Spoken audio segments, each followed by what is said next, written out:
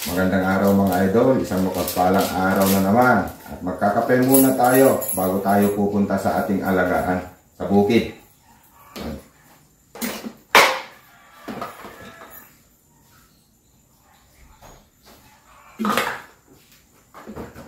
Kasi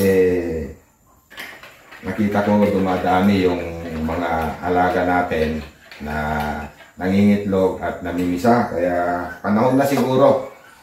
At kape muna tayo bago tayo pupunta ron.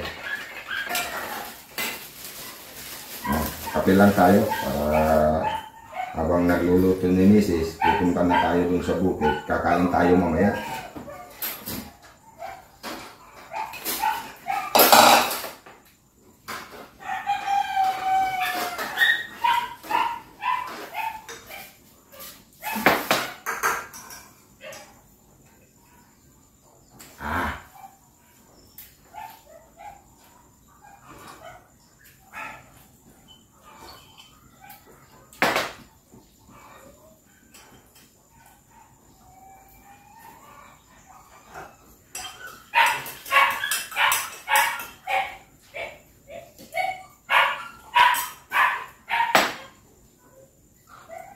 Yan.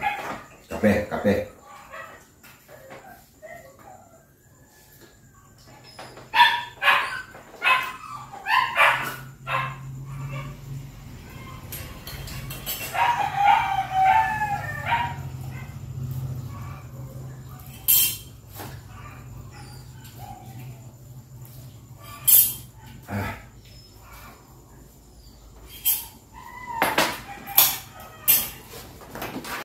Andito na tayo sa ating alagaan. Yan. Mula nung nakikita ko na namimisa itong mga natira nating mga alaga dito sa bukid.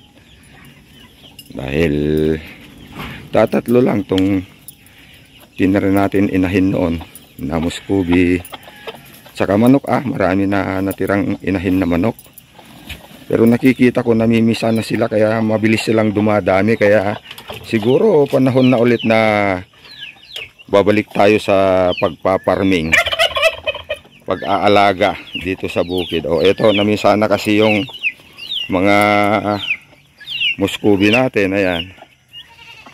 Kaya parang gusto ko na ulit i-restore itong ating alagaan.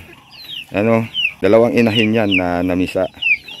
Dahil may tatlo na Muscovy tayo na natira na inahin dati. Pero may anak yung isa noon at ngayon nangingitlog na sila at namimisa na. Dalawang inahin yan. Pero yung isa siguro hindi marunong mag-alaga sa sisiw. Matapang kasi itong isang inahin na natira dati.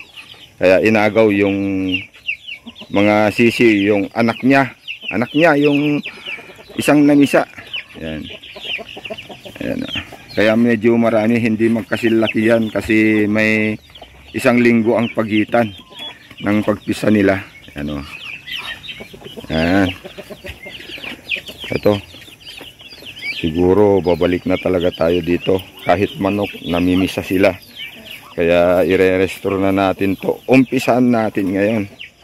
At babalik na rin tayo sa pagpukontent dito sa ating alagaan.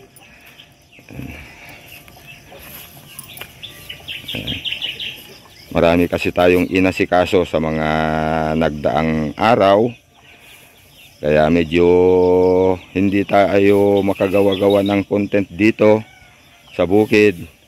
Dahil yun nga, nabisi tayo. Dahil may trabaho tayo, inasikaso ko muna yung mga dapat natin asikasuhin dahil last year may mga talagang kailangan natin ibalik sa ating mga sabihin na lang natin maliliit na negosyo. Kaya inuna ko muna ang mga yon. Kung nagtataka yung mga dating viewers natin, mga kasamahan natin sa YouTube na huminto tayo. Marami na. Ito yung alagaan natin. Tumubo na ng damo, malalaki na. Yung mga kanyang manet dito sa paligid, bumagsak na. O ayun, no, lalaki na yung kahoy. Yan, dito sa ating alagaan. Ito yung nakakain ng bunga. Yan. Mga gustong gusto ng mga ibon. Kaya marami sigurong tumubo dito sa ating alagaan. Ayan, oh. Ito yung hudyat na parang gusto ko na ulit bumalik dito sa ating alagaan. Ayan, oh, namimisa na. Kusa lang mga ito, hindi natin kung saan saan sila nangingitlog, namimisa. Yan, dahil yun nga 15 minutes sa umaga.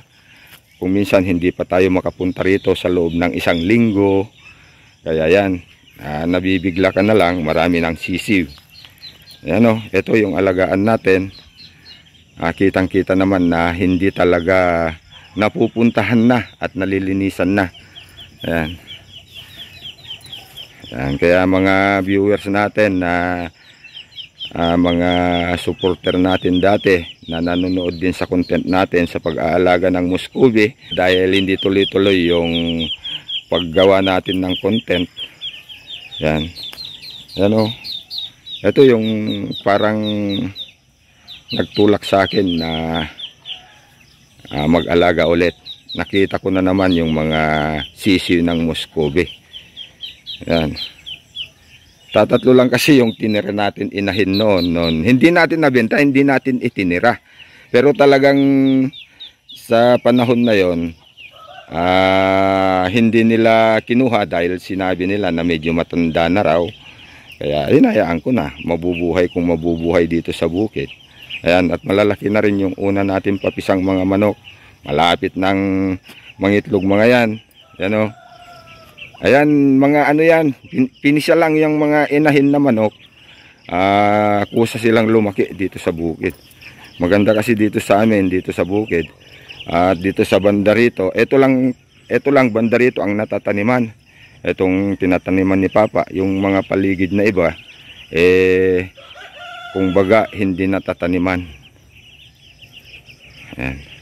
Kaya mabubuhay kasi yung mga alaga natin dahil marami silang nakakain na nakahalukay sa lupa, oh. Yan.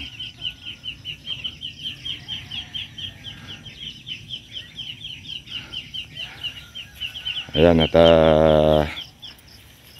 magdidilig din tayo sa mga itinanim natin na mga buto-buto. Dahil may tinanim natin nung last week dito na mga buto-buto. Pero akala ko tuloy-tuloy yung ulan dahil umulan ng 3 araw sunod-sunod dati. Pero umulan nun, wala na. Ayan na. Dito. Kasi ito, hindi natataniman tong banda rito. Hindi amin to. Pero hindi natataniman. Yan. Kaya pwede kaming mag-alaga ng mga hayop at magtanim-tanim dito sa paligid. Kumbaga abandon. Kumbaga lang hindi na kasi natataniman. Mula nung nag-aalaga ako rito, hindi na natataniman to. Yan, dito sa paligid ko lang Tignan nga natin yung tinanim ko nung pang-6 na araw na ngayon. Oh, meron na. Merong nang tumubo. Kalabasa. Yan, oh. Didiligan natin kasi hindi makalabas yung mga tubo niya. 6 na araw na to Yan, kalabasa to kaya medyo malayo itong pagtatanim natin. Kalabasa. Yan, ganyan. Yung mga butas-butas na yan. Ayan, tinira na ng manok, hinalukay na. Di bale. Palitan natin ng ibang tanim. Yan, mga tanim natin, talagang tumubo na, Yan, nakikita na. Mga kalabasa, patula, ampalaya, ito di tumubo. Iba rin to Yan, didiligan natin para tumubo.